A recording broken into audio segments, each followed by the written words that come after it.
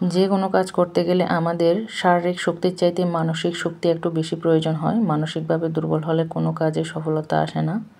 আসসালামু আলাইকুম সবাইকে। ডিম ছাড়া কীভাবে একটা পুডিং তৈরি করলাম সেটা আপনাদের সাথে শেয়ার করব আজকে। বাসায় মেহমান কিংবা অতিথি আপ্যায়নে চাইলেও আপনি খুব সহজে এরকম একটা ডেজার্ট তৈরি করে নিতে পারেন, আর বাচ্চাদের এটা বেশি পছন্দ হয়। তো এটা ক্রিম ক্যারামেলের প্যাকেট নিয়ে নিলাম।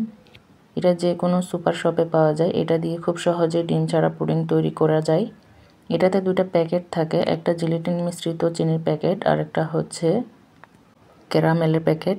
ক্যারামেল থাকাতে আলাদা করে কোনো ক্যারামেল তৈরি করার প্রয়োজন হয় না। তো আমি এখানে 1 লিটার দুধ নিয়ে নিলাম। 1 লিটার দুধকে জাল করে হাফ লিটারের মতো করে নিয়ে নিয়েছি। চাইলে কেউ হাফ লিটার দুধ দিয়েও তৈরি করে নিতে পারে। তো চিনি মিশ্রিত প্যাকেটটা আমি গরম দুধের সাথে মিক্স করে নিলাম। ভালো করে নেড়ে চেড়ে একটু ভালো করে মিক্স করে নেব। এখন এটা 2টা বাটি নিয়ে নিলাম। ক্যারামেলগুলো বাটিতে ভালো করে একটু ছড়িয়ে নেব। এটা খুব আটা টাইপের হয়, তাই একটু চামচের সাহায্যে আমি একটু ছড়িয়ে নেব। ডিম দিয়ে পুডিং তৈরি করলে অনেকে খেতে চায় না, কারণ ডিমের একটা স্মেল থাকে। তো এই ক্রিম ক্যারামেলের প্যাকেটটা দিয়ে খুব সহজে পুডিং তৈরি করা যায়।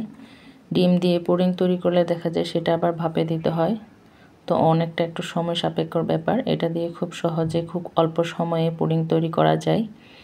তো আমি 2টা বাটিতে ভালো করে এগুলো ছড়িয়ে ছিটিয়ে নিলাম। গরম দুধগুলো বাটিতে ঢেলে দিচ্ছি। প্রথমে একটু আলতো করে ঢেলে দেখলাম, কারণ যেহেতু আমি ফার্স্ট টাইম ট্রাই করতেছি, আমার কেন জানি একটু ভয় ভয় লাগতেছে হবে কি না। তো এটাতে আসলে তেমন কোনো ঝামেলা নাই দেখলাম। আমি 4-5 ঘন্টার জন্য এটা রেখে দিয়েছি যাতে জমাট বেঁধে যায়। 4-5 ঘন্টা পরে এসে দেখলাম খুব সুন্দর জমাট বেঁধে গেছে। উপরে দেখতে খুব সুন্দর একটি স্ট্রাকচার আসছে।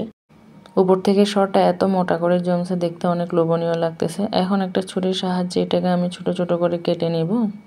আর যেহেতু বাসায় সন্ধ্যাবেলায় মেহমান আসবে, তাদের জন্য একটু তৈরি করে নিলাম যাতে সবাই মিলে একসাথে খেতে পারি।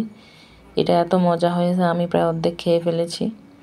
যারা ডিমের স্মেল্টের জন্য পুডিং খেতে পারেন না, তাদের জন্য বেস্ট একটা সলিউশন। এরকম একটা প্যাকেট কিনে খুব সহজে আপনি একদম চুলায় কোনো ঝামেলা ছাড়া একটা পুডিং তৈরি করে নিতে পারেন। এটা যে কোনো বাটিতে এটা জমানো যায়, চাইলে কেউ গ্লাসেও জমিয়ে নিতে পারে, কোনো ঝামেলা নেই।